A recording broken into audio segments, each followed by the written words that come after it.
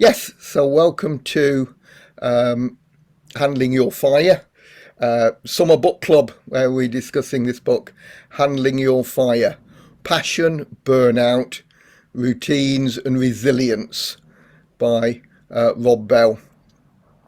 So, having said a few welcomes, what I'm going to do is a short summary of the book, and then we can launch into discussions. So I will go on to the next one, and if I can press, sorry, I'm just going to press play.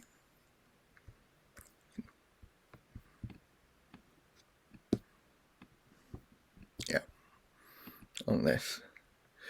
So passion, what Rob talks about in this book, Handling Your Fire, is this wonderful metaphor of fire in our passion being like a fire. What he means by passion can be anything that you're interested in, anything that you want to do.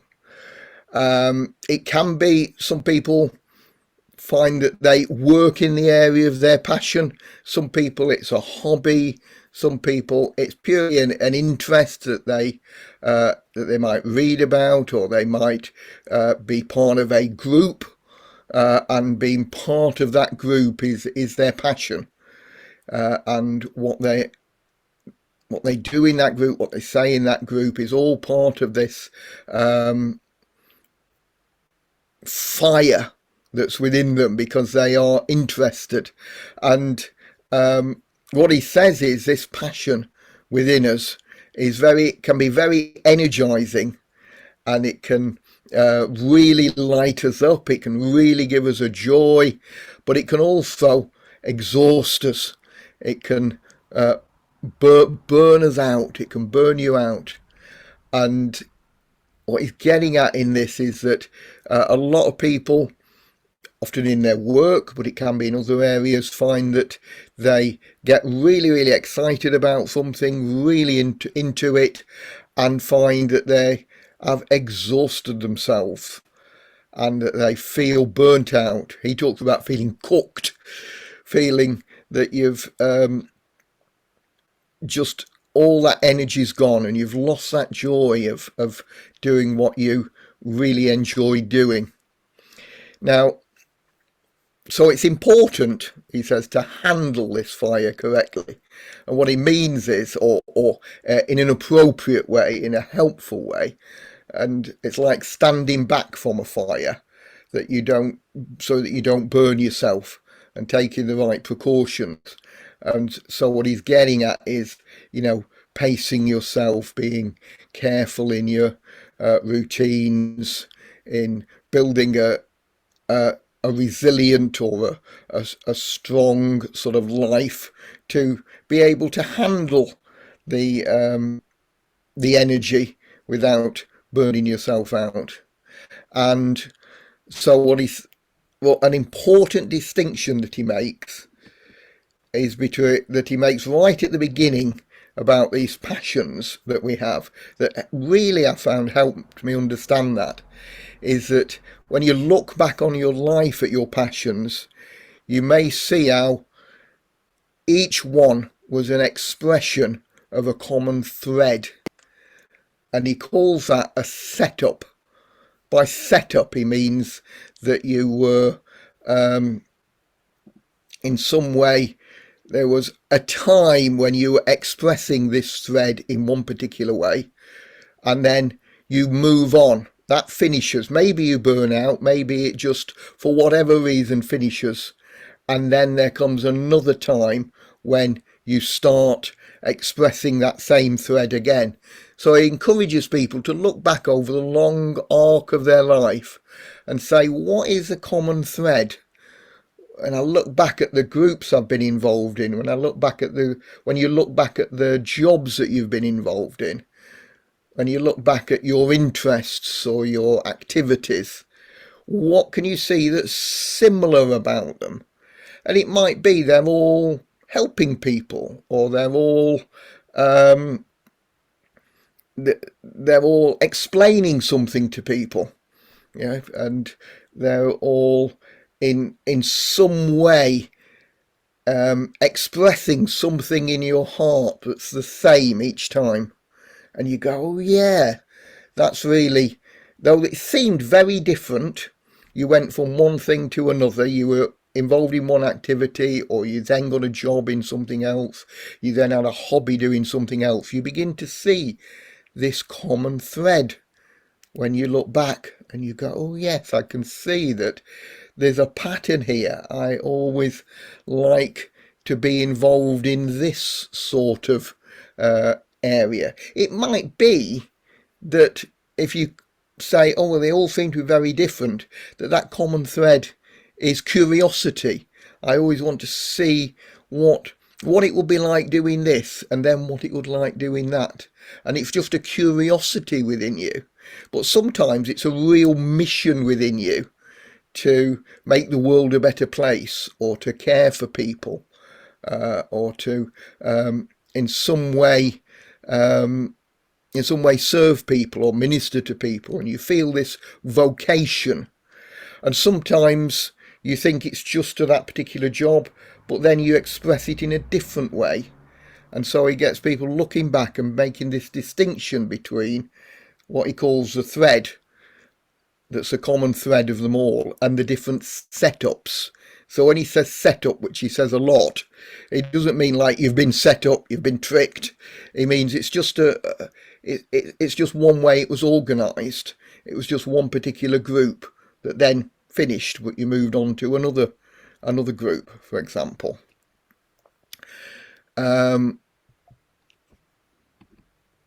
So passion. Just dig down a little bit more in some of these ideas.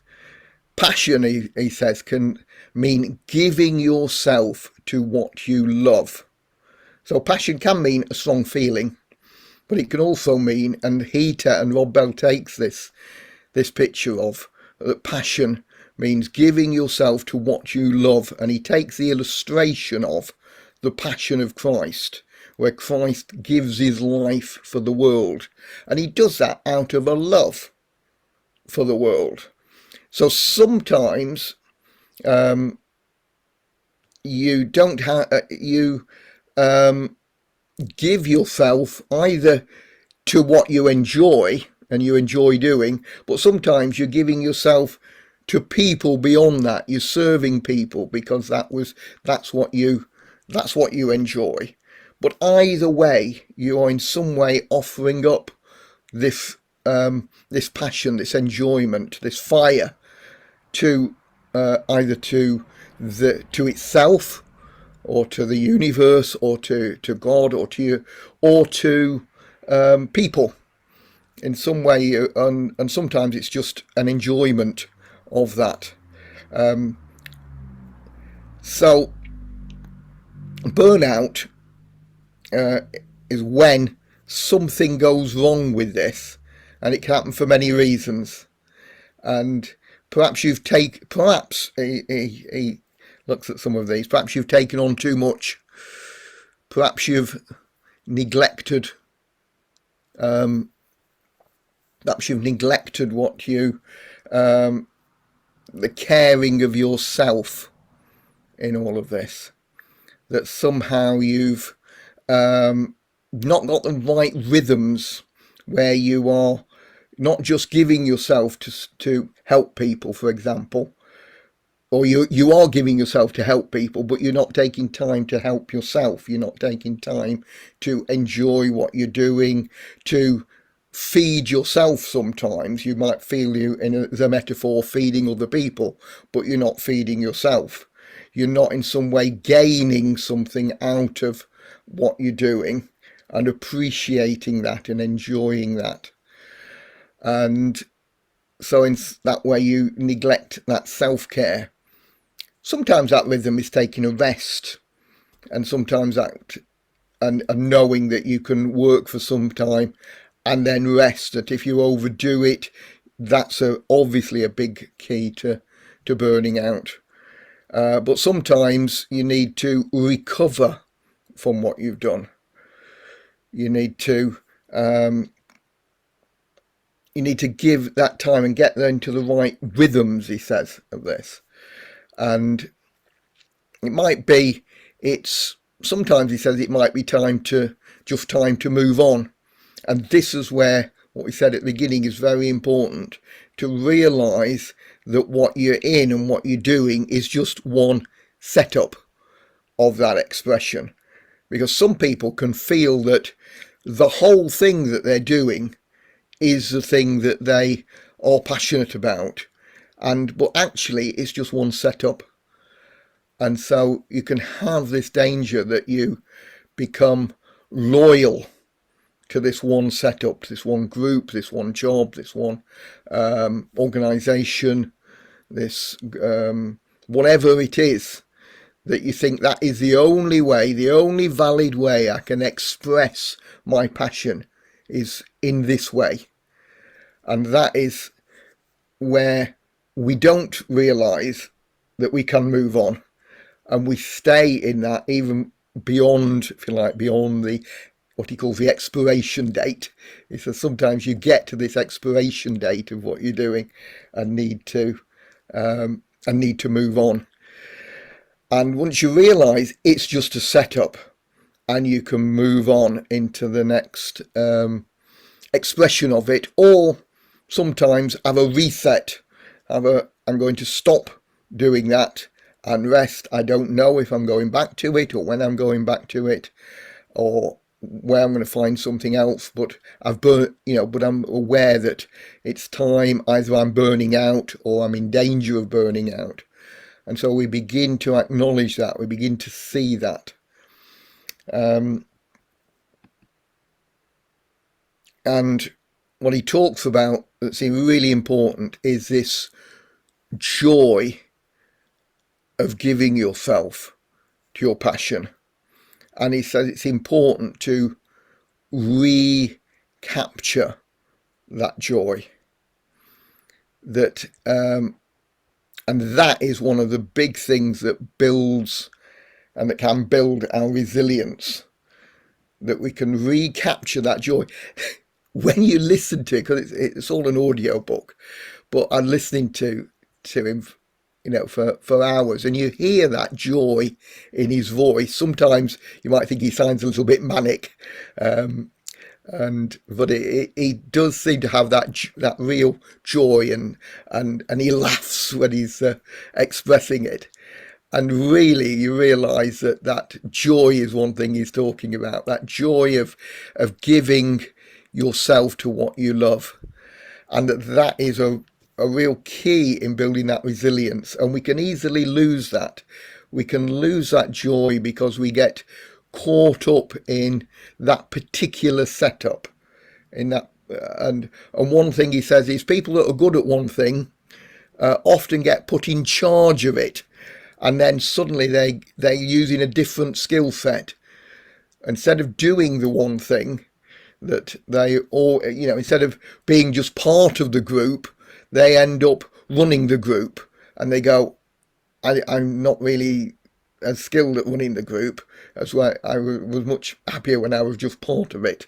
Or you are good at teaching, so you become a manager, or you are good at a particular hobby and you become the person that's forever organising everybody to come together and to get part of and get involved in it, where you'd just rather be doing the carpentry or whatever it is your hobby is, rather than organising the people for this bigger project that you've got involved in as a group. So he's saying to build that resilience, you need to get back to what you really enjoy. And one of the things that he, or a big thing that he talks about is routines. And he says how important it is to be mindful of your routines. I use that word, I don't think quite use the word mindful, but listening to everything that he said, I think mindful is a very good word for it. Because in our routines, he he talks about just helping you be grounded, helping you be present in the moment, being grounded by the simple little things that you do in life. Sometimes we can think the thing I do in my passion is what my life's all about, and these other things are the or barriers. I've got to get through that. I've got to get through the school run.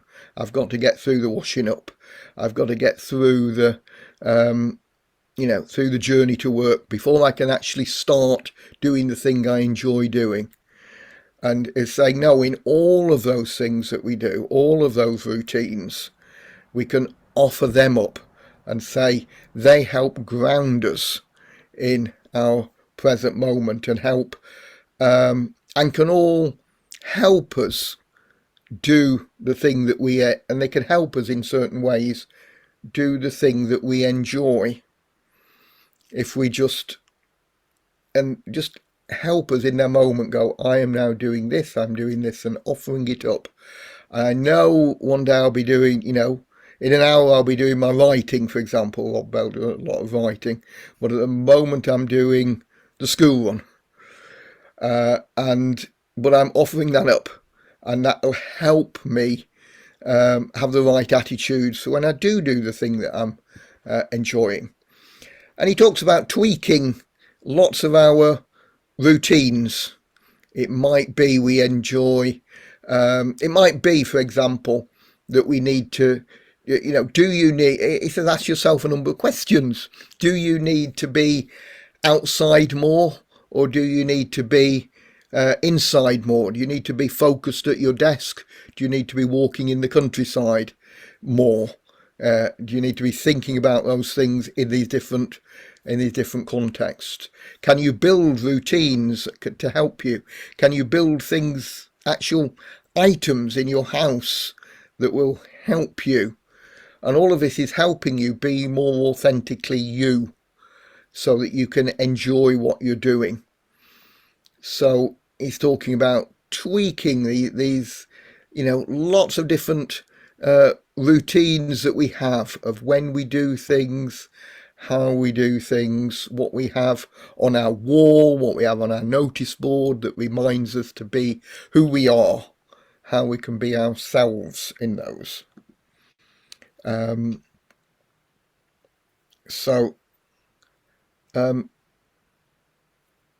Next, have we got enough for breakout rooms? Have you set up breakout rooms? Next. Sorry, I was having problems unmuting. Yes. So, we've got somebody else as well. Sorry, I'm just going to need to reset the breakout rooms. Yeah. Okay, so we're going to go into breakout rooms. So, what are they are going to be just a moment, next. Can I just go on to the question then? I just wanted to ascertain that fact. We are going to go into breakout rooms in a moment. So, what we've got is a discussion question that I want you to be thinking about. Having all that I've said, I'm aware that not everybody's read the book, but that's fine. Our discussion question, which we're going to do into breakout rooms, is what might be some indicators of burnout. Now, some of these are through your own experience. There might be some things that I've said. And what might help recapture this joy that Rob Bell talks about. So think about that in terms of, we've said about resilience and routines. Just think about it maybe for yourself, maybe for examples that you've seen, but obviously only share things that that you're comfortable sharing. So we're going to breakout rooms, and I'll pause the recording there. Recording. Yes, so we're back from breakout rooms and some interesting conversations there. And so, Pamela, can you feedback from your room? You muted, Pamela. Pamela, you muted. That's a stupid thing to do. Right, so On the part of the questions, that is some indicators of burnout. People have remarked about being tired beyond tired and absolutely exhausted, but keeping going, even though that's feeling they have to keep going, even though that's very, very difficult. Stress, pressure to do too much or to be too much, and loss of self-confidence, loss of self-belief, and feeling that the rug has been just pulled out from under you and you no longer know even who you are. And your body is telling you when you're having burnout. It's not just your mind, but your body tells you you're physically affected by burnout. You're physically under pressure. So something has to change because of all that pressure. And people have mentioned anxiety, a very high level of anxiety, and also a sense of terror and being unable to actually figure out what the cause of that terror really was. But it's just a facet of this warning about burnout and loss of routines being stopped because of circumstances and the feeling of loss of direction that can cause. And so in terms of what helps for recovery, just take a break from what you're doing once you realize that you're getting burnt out, and rest and do something that you find inspiring, which could be something like, in some cases, creative writing, journaling. Somebody mentioned the pilgrimages, which I didn't really sure what that was, but it's like walking and being out in nature and traveling and meeting new people. Is all very, very inspiring and helps to restore that joy that's been lost. And also attending festivals and hearing like world music and having gatherings about green issues and meeting like-minded people, and all of that is kind of restoring that joy in life. And other people also mentioned creativity, but also expressing and being oneself, and also how being with other people can be helpful. Other people can, without realizing it, just have the right thing to say to restore your self-confidence, just by maybe a compliment or saying something nice, something pleasant. And it can just change that mood of burnout and stress and restore that joy. And also people found relaxing in a sort in their passion, that hobbies. And also you can find, like Rob Bell said, you can find something good about routines, because we tend to think that our routines are something that stop us getting on with our special interest. I've got to do this and this and this and this and this before I get to my special interest, and this is terrible. But by being mindfully aware of this, of the routines, by doing them, by seeing what there is in them, maybe like colors and smells and textures and things, whatever you have to handle and work with, and also by doing them very perfectly, I think. And I mean, if it's somebody Christian, as it says in the Bible, you can do it as unto the Lord. So by doing your very, very best at whatever you've been given to do, doing it on time, doing how you're asked to do it, doing your best, then that can be something beautiful, and it can bring joy to a person as well. And that can really, really help with that sort of burnt out feeling. So that's pretty much what was said, I think. But if I've forgotten or misrepresented anything people have said, or somebody wants to add something, please come forward and add to it. Yeah, if anybody wants to add to that and doesn't want to be on the recording, please do put something in the chat. Yeah, I think what you said, or what someone said in your group about journaling is quite important, and Rob Bell talks about that he talks about noticing, that we look, that idea of reflecting on what's happened in whatever way you do it, whether it's in writing or whether it's just a sort of positive reflection, can help unravel your thinking and builds an awareness. And he calls it an awareness of awareness.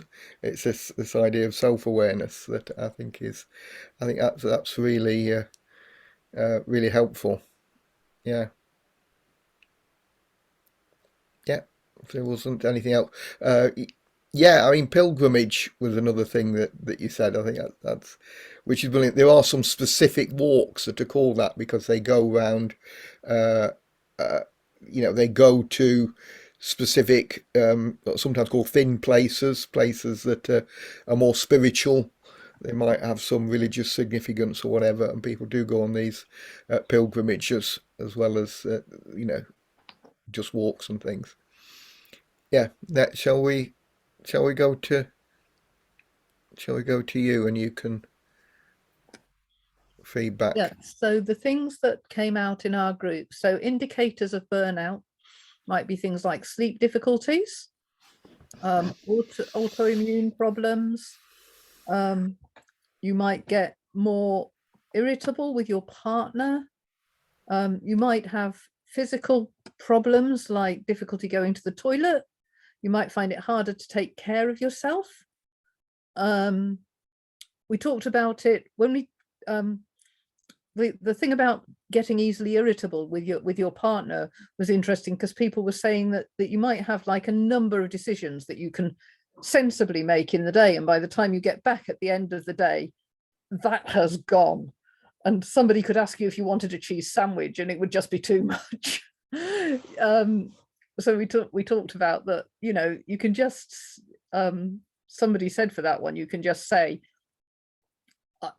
something along the lines of, I can't cope with any conversation or any questions right now. We talked about physical things like hair loss and going grey. And sometimes people might actually feel physically the stress within them. They might go and ask to be signed off on sick leave or something like that. People talked about the fact that you might not even, you're aware that you need a list of things to do and you can't even get around to writing it down, let alone dealing with it. And somebody else was saying that there are times when you feel like what you really need to do is to go to bed early and have at least 12 hours sleeping and maybe even more caffeine, because your sleep patterns can just get so out of sync and it's difficult to get them back into sync again. We talked there about looking on the positive, on the things we can do now to get ourselves back into our joy. And we talked about, with regard to sleep, there's a lot of things on Google about what they call sleep hygiene, which is patterns that you can get into before you go to bed that will actually give you better sleep once you get there. And that could be things like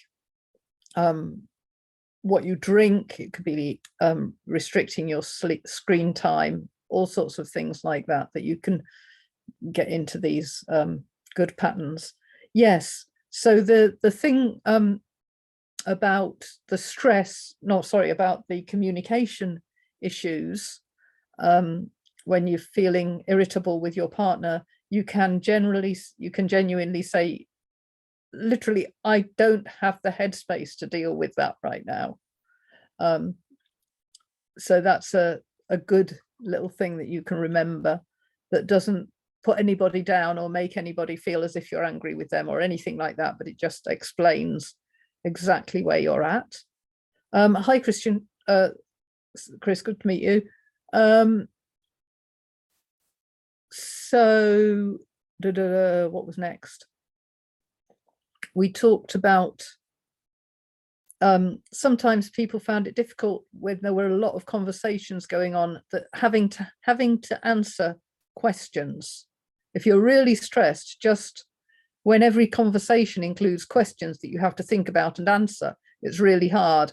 Whereas if you're around children and they're just really chatty about everything that they've done, that can be a lot easier, because you're not actually expected to put any adult thinking into that conversation. You can interact with them in a way that has a much lower mental load on your behalf. We talked about when people ring up a lot and expect a lot of you, you can say as well, I'm sorry, I don't have the headspace to deal with this particular issue. Somebody else suggested that you might put yourself on a premium number there so they stop ringing you up, but that may or may not be a practical thing to do as far as your friends are concerned. We also talked about somebody was saying that there are times when they won't start to do something that they enjoy doing because they know that that will take up all of their energy and all of their time and stop them from doing other things. And we discussed a little bit about how you could create a space which was solely for something without letting it impose on the rest of your life. And we didn't really come up with an answer, but we thought there must be ways of doing that. We talked about meditation and mindfulness being really useful ways of dealing with the stress and the burnout and the anxiety and things like that. And somebody else was saying, well, you can just get out of things and sort of go to the cinema, for example. So you just switch off and take a totally different mindset, get your head into a totally different place. And that might be, like I said, going to the cinema. It might be going out for a walk in nature. And somebody was saying that they would have walked by the sea for hours and hours and hours. Yeah, so those are the sorts of things. And at the very most extreme, we did discuss the film that's out and about at the moment, The Thief, His Wife, and the Canoe, where somebody just faked his own death and started all over again. But we wouldn't recommend that either.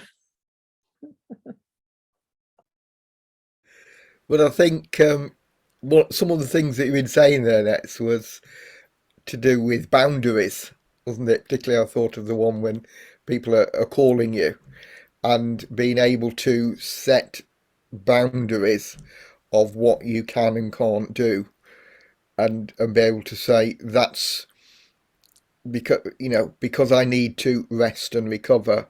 That's too much, particularly if people are wanting input and wanting help from you. Sometimes you have to say no to things, and have to and don't feel that you have to get back to someone right away if they message you, or if they are commenting on social media. You don't feel that you have to answer right away, and sometimes you don't have to answer, and those are personal boundaries.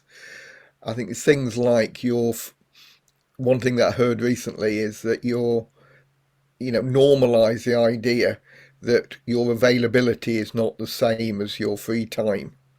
And I thought that was really helpful, that just because you're not doing anything doesn't mean you're available to everyone, because that's a way to burnout. If you think every moment I've got, I can say to people I'm available and to help them, you'll find you haven't got energy for yourself. And the importance, and I think one of the things Rob Bell's emphasising in this book is that self-care, is that looking after yourself in order to maintain that that passion and that interest and that joy, and be able to continue doing what you're doing. But sometimes there's a need for a reset, just as you said that's about stopping and going out and doing something, like going to the cinema is what Rob Bell talks about, this reset. Sometimes you have little resets like that you need to stop that activity. It could be just for an hour, or it could be for a day, or it could be indefinitely if you've really got to that point of burning out. And sometimes if you finish one thing, be aware you can still pick that up later, and there's different expressions.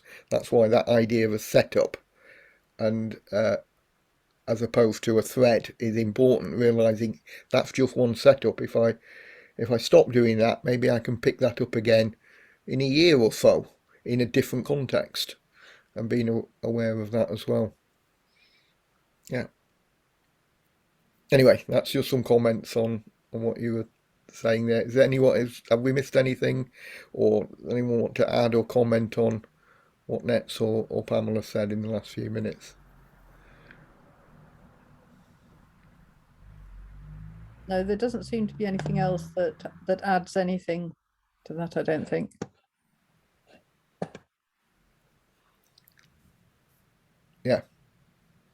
Yeah.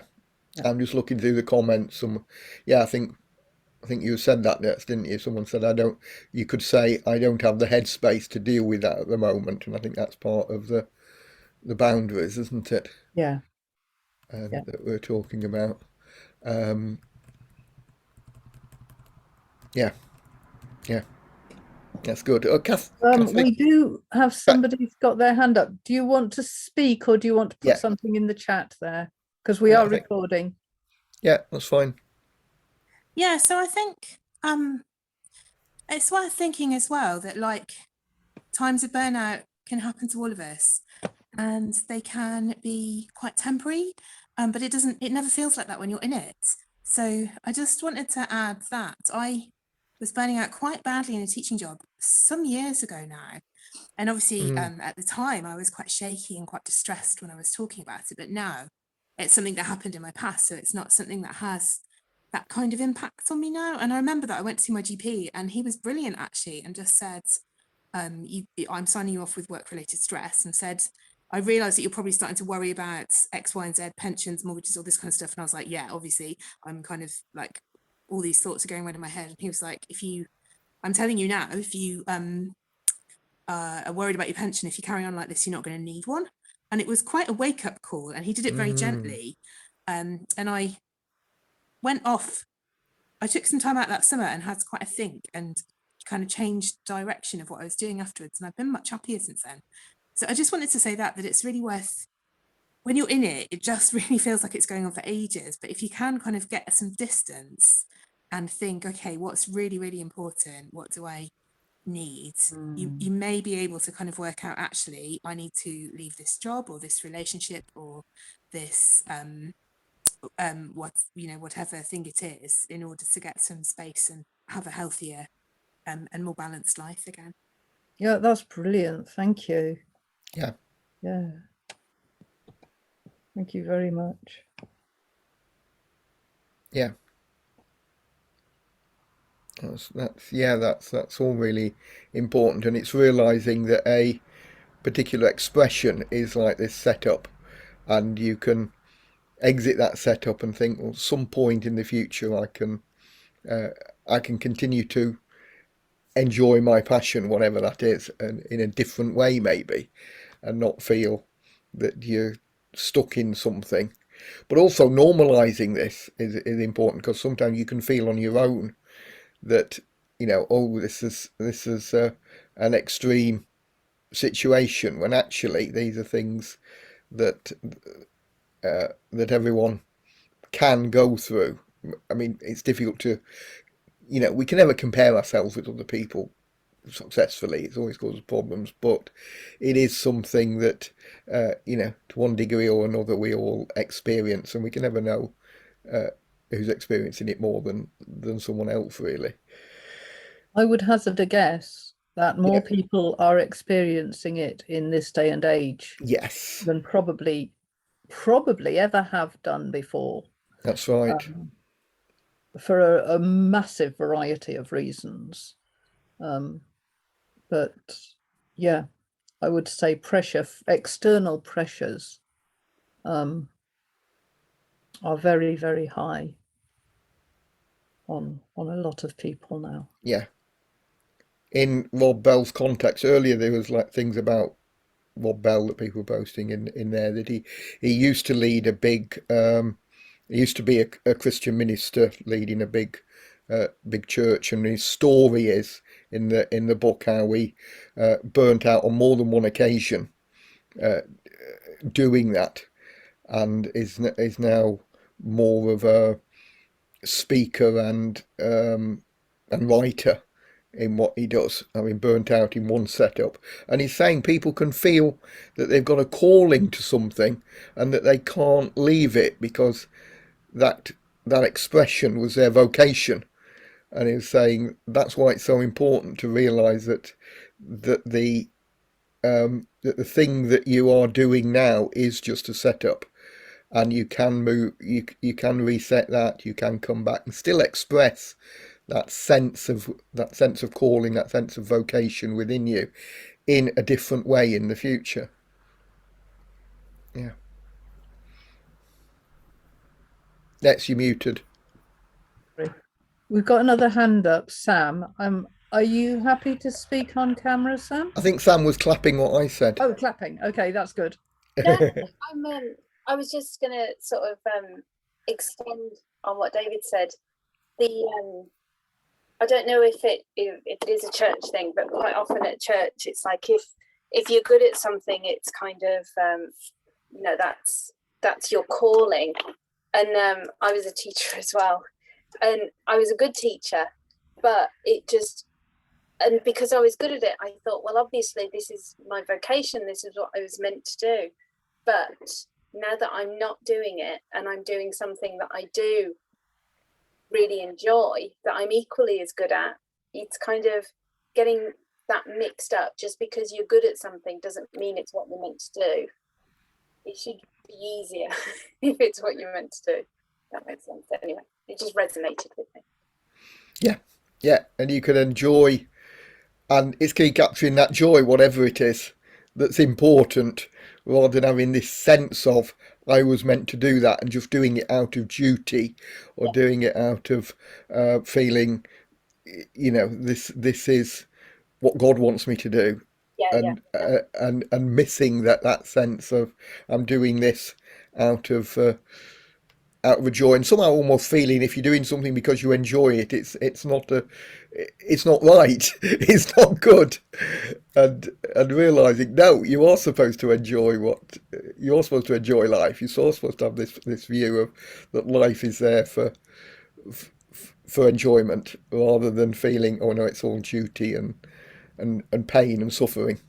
And I think that's an important message of the book. So there's a question in the chat that if you're not well enough to do your vocation, are you a failure? And that's very interesting, that the word vocation is like in inverted commas. And I think that's where the whole question is, that we people tend to have a feeling that this is my vocation and therefore that is what I am meant to do for life. And that is like exactly what you've just called the set. That's that particular way, the setup, that particular way of interacting with what it is that really brings you life. And even if what it is that brings you life, you're not well enough to do that at the moment, that's fine.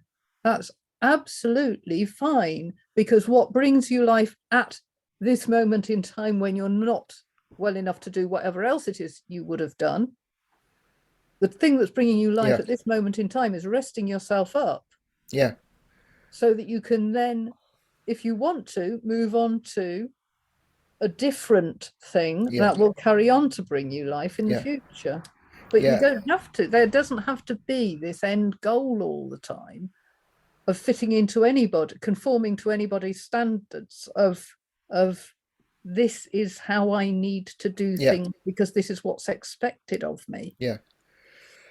And I think we can compare ourselves to other people. And one of the things that really spoke to me when I was listening to Rob Bell was when he said, we've got to leave behind all that. You might feel that somebody's, a couple of decades ahead of you, or or sometimes you feel, oh yeah, I'm doing really well. Sometimes I feel I'm a success. Sometimes I feel I'm a failure.